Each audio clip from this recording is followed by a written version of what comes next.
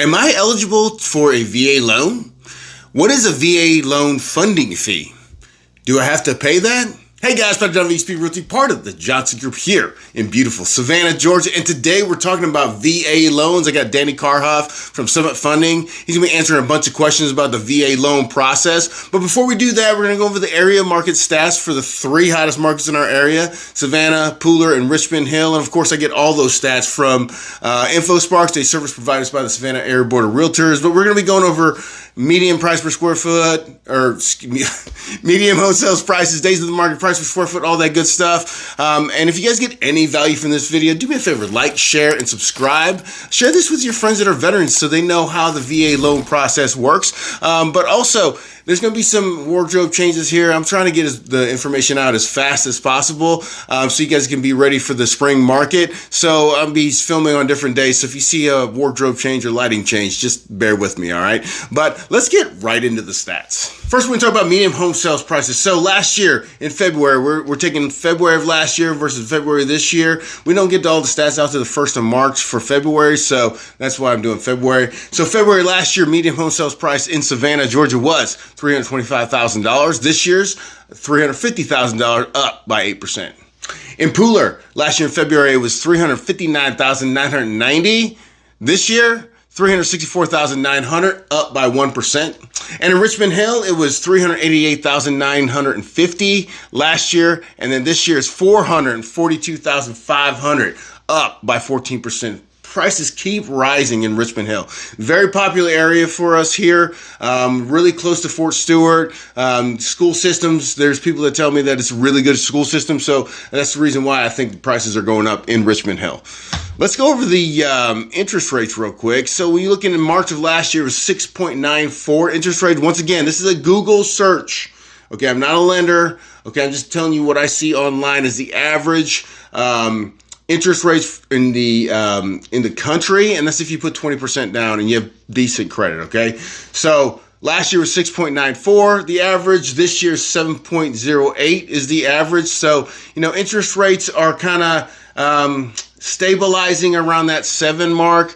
We're hoping it's going to come down, but it really depends on the Fed because, the jobs report last month did not come out well as far as interest rates are concerned. It was good because there was good job generation, but as far as interest rates are concerned, if there's more people with jobs and more money, the government gets like, well, we're going to keep the interest rates where it's at. So they're trying to control inflation. Next, let's go over new listings in the market. So last year in Savannah, it was 330 new listings on the market. This year, February, 387, up by 17%.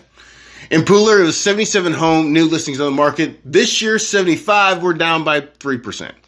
And last year in Richmond Hill was 85. This year is 95, up by 12%. So new listings are coming up. Next, we're going to do homes for sale. So in Savannah, last year it was 676 homes for sale on the market. This year, 875, up by 30%.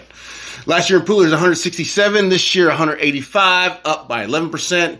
And last year in Richmond Hill was 252. This year, 230, down by 9%. Now let's talk about closed homes on the market. So in Savannah, last year was 278 homes that closed in February. This year, 271, down by 3%.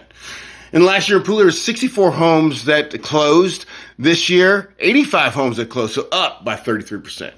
And last year in Richmond Hill, there were 64 homes that sold. This year, 62, so we're down by 3%. Now we're going to talk about days on market, and this is going to be when you put your home on the market, your real estate agent puts it on the MLS, and then till it sells completely. So last year in Savannah, it was 36 days on the market. This year, 45 days on the market, up by 25%. So it's taking a little bit longer in Savannah to sell homes. Okay, in Pooler last year was 42 days on the market. This year 35, so we're down by 17%, so that's good. And in Richmond Hill last year was 50 days on the market. This year it's 21 days on the market, an unbelievable down by 58%. So that's really good. If you're trying to sell your home in Richmond Hill, it's going quick.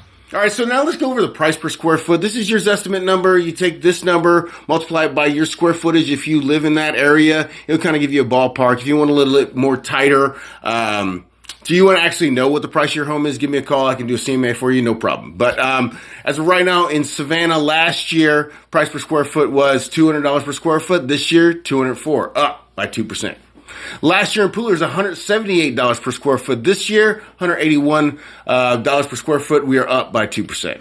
And last year in Richmond Hill is $172 per square foot. This year, $190 per square foot, up by 11%. Now we're going to get Danny to talk about the VA loan process so you know what's going on. So stay tuned. Hey guys, Patrick Donovan, VXP Realty, part of the Johnson Group here in beautiful Savannah, Georgia. And today I'm here with Danny Carhuff from Summit Funding. Hey. And today we'll be answering questions about the VA loan and also demystifying some of those myths that are associated with it. But first, if you get any value from this video, do me a favor, like, share, subscribe. Share this video with friends that are veterans so they understand what their eligibility is and have these questions answered for them too. But let's just get on into the questions, all right? You ready? Sounds good, yeah. Before we do that, Danny, tell us a little bit about yourself and Summit Funding. Yeah, so I served 6 years in the Army as an 11 Charlie. When I got out, I decided to become a loan officer. And I'm currently with Summit Funding. We offer VA loans, obviously, and then USDA, conventional, FHA, and some non-traditional products as well. So you got a solution for everybody. Yeah, something to fit everybody's needs. All right, fantastic, great. Okay, and then so let's answer these questions for the VA loan real quick. So, what are the specific requirements for obtaining a VA loan? Yep. So you got to be a veteran, of course. 90 days active duty. For reserves and guard, it's 6 years or, again, 90 days consecutive active duty. So if they were deployed overseas during their time for 90 days, then boom, they're eligible. That's right. Okay, yeah. Cool. And surviving spouses as well. Ah. Yep. If their spouse had passed in the line of duty or due to a service-connected disability, they're eligible as well. Oh. All right, if you have any questions about that, give Danny a call. I'm going to leave his number at the end of this, but give Danny a call. He can help you out with that, whether or not you're eligible or not. All right, fantastic, great. And if so say you go to your computer system and they say they're not eligible, but the borrower thinks they're eligible, what would you need then to verify that? Yeah, so we'll get a DD-214, we'll get your time in service, all that, and we'll request a certificate of eligibility, and they'll work on getting that to us. Oh, so you can do that for them. Yeah, or they'll let us know why you're not eligible. Okay, and if there's any discrepancies there, you'd have to get with the VA to kind of handle that on your own. But he can get you to guarantee to find out if you're eligible or not. That's okay. Right. All right, fantastic. So are there any, another question I get a lot of times, is there any fees associated with the VA loan? Yeah, so there is a funding fee that goes for veterans who aren't receiving disability compensation yet. So if you're active duty or you just don't have a disability claim yet, it's 2.15% for first-time use, 3.3% if you've used your VA loan before. And, it varies based on if you put some money down. Say you put 5% down, that goes from 2.15% to 1.5%. Well, we don't get into the weeds on that, right? It gets rolled in to the loan. So it's not money that's coming out of your pocket at closing. It's going to get rolled into the loan amount. All right, and you said if you're disabled, then you could waive the funding fee. Is that correct? Correct. So it'll show on your certificate of eligibility as well, whether you're exempt or not. But yeah, if you're receiving, say, 10% disability from the VA, then you are exempt from that funding fee. You don't have to pay it. Oh, great. That's great news. So you can save yourself a bunch of money. And those percentages you're talking about, the 2.125 and the 3.3%, that is based on the sales price, right? The loan amount. The loan amount. Okay. Cool. Great. The next question I get all the time is, how does the VA appraisal process work, and what are the criteria do property need to meet to qualify for a VA loan? Yeah, absolutely. So once we get a contract, we'll get the appraisal ordered. The VA appraiser is going to go out there and look for general livability. The house is in good condition. There's not obvious cosmetic defects like holes in drywall. There's got to be flooring put down, serviceable electrical outlets, air conditioning, heating, handrails. Say you got a deck or something, where there's a significant drop. They're going to look for that. Smoke detectors. I mean, I can go down So it's got to be up to code, basically, what you're saying. Yeah. And I can go down a rabbit hole of everything they're going to look for, but just general livability. They want to protect the VA borrower, so they're going to look for also the roof to make sure it's in good working condition. Anything up to code is what they're looking for. So to make sure there's any problems. And if the VA appraiser finds any of those during their appraisal process, they're going to send that report to the lender, and then it's going to go to the purchaser and the purchaser consultant to seller to fix those problems so they can meet the requirements, right? Correct. Yeah. So I'll get a copy of the report. The buyer will get a copy of the report, and then I'll go through and say, hey, these repairs, they need to be done. Right. I'll reach out to the listing agent and we'll get those repairs rolling. And that happens all the time. It's more than you think. Actually, we get a lot of times appraisals will come in and they need some wood rot taken care of or something like that. And me being a real estate agent with a lot of connections, I can hook the seller up or, you know, with the proper people to fix those things. So it should be really easy. Yeah. Not a big deal. Not a big deal. Okay, cool. And a lot of times, depending on, the severity of the repair, it could just be as simple as pictures. You take pictures. Hey, the repair's done. Send it over to me. Yeah, I just actually had that issue when we were in Rincon. I was listing a house and it had some wood rot, and then the appraiser didn't get to see inside the shed. So when I went to the shed with him, he saw everything, and then when the repairs were done, he said, "Just send me a picture," and then we were good to go. So, yeah, it's pretty easy. It's not as complicated as everybody thinks. If you have a good real estate agent, a good lender, it all happens in the background without you even knowing. So, make it easier for you. Okay. Are there any restrictions on the type of property that you can buy with a VA loan? Yeah, so, you can get single-family, condos, townhomes, manufactured homes. Okay. With manufactured homes, it has to be permanently affixed to the property. Okay. There is a minimum square footage requirement. So you can have like a duplex, quadplex, Yeah, absolutely. Yeah, you can get a quadplex, and as long as you're occupying one of the units, that's perfectly fine. And then you can rent out the other 3 units if you wanted to. Oh, there we go. Now we're talking about some money flow, cash flow. So if you're in one of the quadplexes, these other 3 people can pay for your mortgage. So that's fantastic. Right. Yep. That's awesome. Okay, great. All right. So when a VA loan, applicant comes to you and they're asking about the VA loan, like, what do you provide them? Do you give them estimates of their monthly payment, or how does that work? Yeah, so when they come to me, once I get an idea of where their credit's at, income's at, all that, we'll go over numbers. It varies, rates change every day, and then it also depends on what area they're looking at, what county, what city, because property taxes are different. Right. Homeowners insurance as well. We really won't have a solid number until we got your rate locked and a quote for homeowners insurance, because homeowners insurance is something you shop for. Right. So that varies as well. Okay, so we have to get the homeowner contract before you can actually give them what their payment would be. Yeah, but I can give them a ballpark, and if they come to me and say, hey, I want to spend X amount per month, I can say, all right, well, here's the amount of house you can get.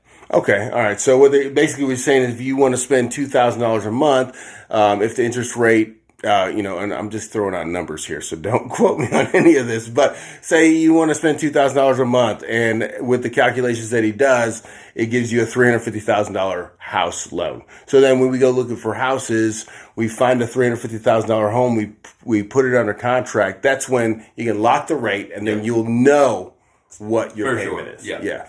Obviously, once you get your insurance too. Yeah, insurance is big because that varies. Right. Of course, we can go into the whole, flood zone and all that, but which would increase your monthly payment. So, all right, cool. And also, just so you guys are aware, HOA is not a part of that. It's part of the estimate for your debt to income ratio, but it's not an estimate as far as your payment. The HOA fees are paid separately than the loan. Okay. Yeah. So you will see sometimes in the loan estimate that will reflect the HOA fees. So we do use it when we're factoring debt to income ratio. Right. But yeah, it's not actually something that you're paying to the mortgage company. Right. That's something you pay separately. We don't pay that. You pay that. And just so you guys understand the escrow portion, so when you talk about the taxes and the insurance, that's paid directly by the lenders. Correct.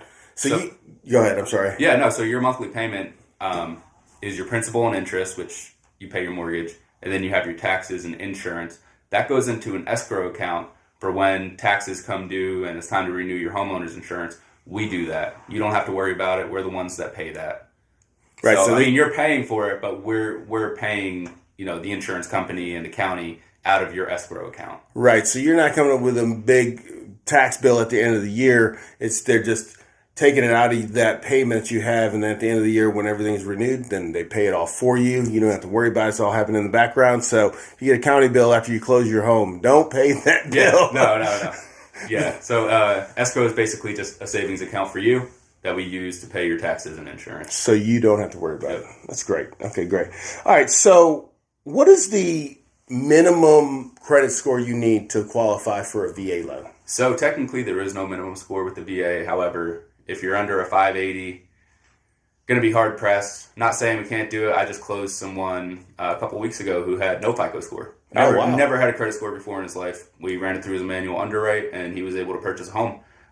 There's got to be, in situations like that, significant compensating factors. And when I say compensating factors, we have to have reserves. Okay. And reserves meaning like, hey, you have enough money to cover your bills if for some reason your income stops. Okay. For a certain amount of time. That's what reserves are. And then in that particular situation, we would get alternate trade lines. So, make sure you've been paying your rent on time, your power bill, your electrical, your phone bill, just any kind of alternate trade line. That way we can get a credit supplement. Okay, so it can be done. It can be done, yeah. There's no minimum credit score for a VA loan, but they would have to do it manually underwrite you. So definitely if you're in that situation where you don't have any credit, maybe you're a brand new specialist that came in the military, you're getting specialist pay, but you don't know if you qualify for VA loan, you're with Danny. He can definitely hook you up and tell you definitively whether or not you do. And then if you don't, he can help you to craft you to get you prepared, right? You guys do that, right? Yeah, absolutely. Yeah, I love to set people up for success. If they come to me and they're not in the position where they can buy, I'm going to help them get to where they can buy. Excellent. So that's definitely what you want. Yeah. Whether it's, opening up a small credit card and, keeping the balance low and just paying it every month, that'll help someone build their credit. So you can build credit quick too that way. Yeah, absolutely. So yeah, definitely get with Danny. If you have any questions about if you don't have a credit score or you have a low credit score, talk to Danny. He can work with you, see what he can do. All right, great. Well, that's good to know. Yeah. It's nice to have an ally on your side when you're trying to get a loan these days, right? That's right. All right, so how long does the VA loan approval process take, and what are factors that could potentially mess up the closing date? Yeah, so when you come to me, I'll get you that pre-approval as long as I have the documentations that same day. What documentation do you need from them? So we'll need pay stubs, W-2s or 1099s, tax returns, driver's license. Okay, all right. Just to get that pre-approval letter out. All right, fantastic, right. Great. So we could have that, same day, no problem. What could potentially derail the loan or delay the loan? Yeah, so if there's certain things that you don't disclose, if you're not honest, obviously, yeah, that's a big one. Right. We're going to assume that everybody here correct, is a totally honest person. Yeah. Okay. Appraisal is really the biggest thing. Okay, all right. Depending on how long that takes, and typically the turnaround's pretty good, but if they come back and there's repairs that are going to take a little bit longer, there's always an option to do an escrow holdback. That's a whole other rabbit hole we can dive into, but if you have questions about that, let me know. Okay. So the appraisal, basically, because sometimes there could be scheduling conflicts, because you got to think when you're getting a loan, you're the buyer. You don't own the home, so you don't have control of the sellers that are in the home. So if they don't want to leave for certain reasons, and this is where your agent will step in and work that out for you, but it could delay the process. I give you an example. I had a home that was listed. It was a STVR, short-term vacation rental, like your Vrbo or Airbnb. Well, they had guests when the appraiser wanted to come by and appraise the home, so we couldn't get in there. So that kind of delayed everything on that. And then once he got the appraisal done, then we had issues, so we had to be fixed. So we still closed the home on time. It's not that it can delay the process, but if you get a good real estate agent and good lender, we can work through all that to make sure we get closed on time. So, and a lot of times, Patrick, it's spitting in the wind. If you decide, hey, I'm going to become self-employed in the middle of a loan process, that's it. If you open up another line of credit, that sets your debt-to-income ratio, exponentially higher than it was when we started. That's it. So just when you're in the process of buying a home, stick with your job. Don't open up any new trade lines. Right. Send me documentation, because that's another thing. The longer it takes for me to get documents, the longer it's going to take to close, because I can't send you to underwriting if I don't have a full file. So, and not to mention the paperwork that you provide is tied to a finance contingency, which protects your earnest money. But if you're not providing the documents on time, and the lender's sitting there going like, I can't verify your funds, I can't verify any of these things, and then the finance contingency is about to be up, and the seller's asking, well, what's the problem, right? And the lender's like, I can't get any documents from the buyer.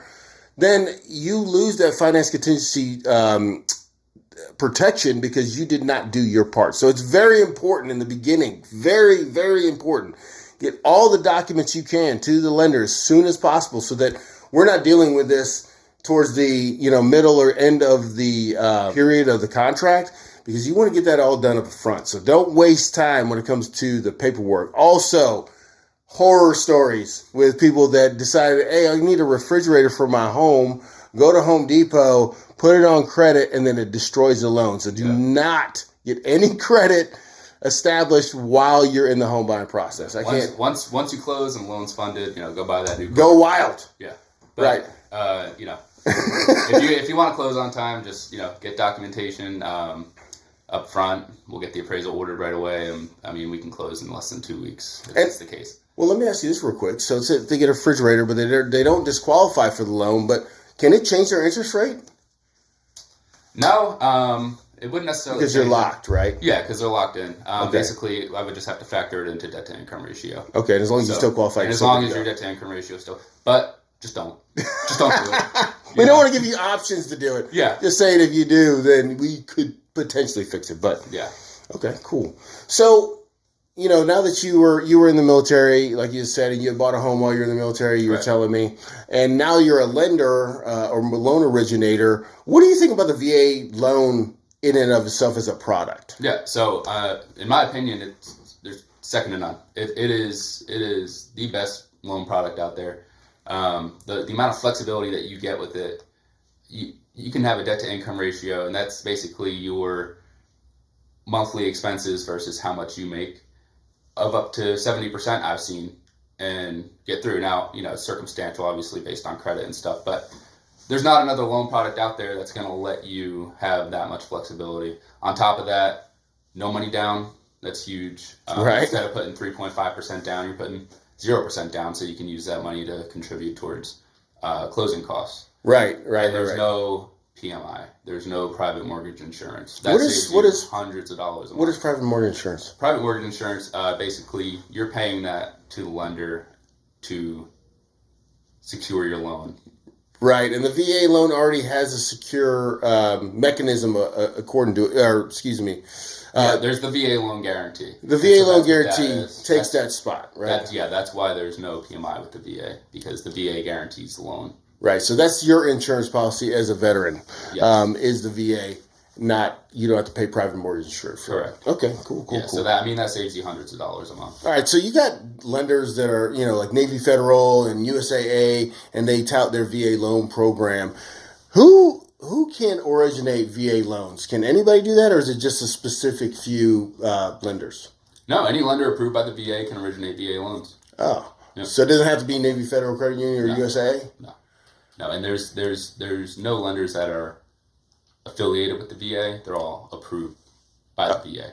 So any loan officer out there, for the most part, as long as they're approved by the VA, can originate a VA home loan. It doesn't have to be 2 or 3 specific companies. All right, so just because they have like military in their name, or veteran in their name, or they're what you assume is associated with the military, any lender can do a loan with a VA as long as they're eligible. Correct. Right? Yeah, you have options. You're not stuck to the same 3 or 4 companies. You can shop around and Absolutely. Is there any myths that you can think of that I missed?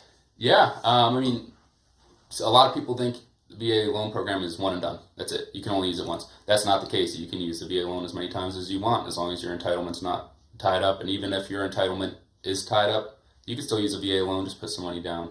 But an example of that would be, say you get stationed at Fort Stewart and you buy a home down here, and 2 years later you get orders to go to drill at Benning. Right. So now you want to buy a place in Columbus. You can keep the home you have down here with the VA loan and use your VA home loan again to purchase a property up there in Columbus, Georgia. Yeah, I did do this when I was in the military. So I was stationed here in Savannah.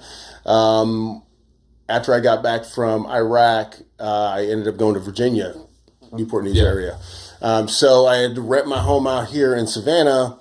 and I bought another home in Virginia, and I was still able to do that, buy that as my primary residence, even though this one's not my primary residence anymore. And then when I left Virginia, I had to do the opposite. So rent this one out and then come back here. But I went back to my other loan or other home. So you can have multiple Correct. VA loans at the same time. Now, is there I hear a number out there floating on what is the cap for a VA loan. Is there a cap to the VA loan? So no, there's not. For the first, I'm not even gonna say the first time. For your primary residence, so say you have full entitlement and you're gonna buy a home. You don't have another VA loan open right now. There's no limit. Now, if you have there we go. So like $1 million home. Yeah, yep, totally doable. Now, if you currently have a VA home loan and you want to buy another one, there is a limit, and that's typically the county lending limit. So, for instance, Chatham County is $766,000. Oh, okay. Yeah. All right. So if I had a $300,000 home in Virginia and I was stationed here in Savannah and I wanted to buy a home, would that 766, that 300,000 would be taken from that? And it would be the difference. It would be the difference of the county lending limit. So yeah, 766, 550 for Chatham County and the surrounding areas down here. And obviously it varies. Just typically in this area, Chatham, Bryant, Effingham, it's 766. 766. So if you have a $300,000 loan already in Virginia, 766 minus 300,000, so you have 466 left. You can buy a $466,000 home here without putting any money down. Nice. Yep. Nice. Now, obviously, I mean, you need to be able to handle both of those payments in your debt to income ratio. So. Right. You still got to qualify for the loan. It's just not like, oh, I got a VA. Here you go. Yeah. Just take our money. Well, Danny, thank you so much for coming by today and talking to us about the VA loan and any common myths and questions that our clients may have. And if you have any questions on that, you can give me a call at 912-657-3544. Danny, if they have any questions for you, how do they get hold of you? Absolutely. Just call my cell phone, 908-415-5622. I'll be happy to answer any questions you have. Fantastic. And if you get any value from this video, once again, share it with your friends. And I really appreciate you guys watching, and I'll talk to you guys soon.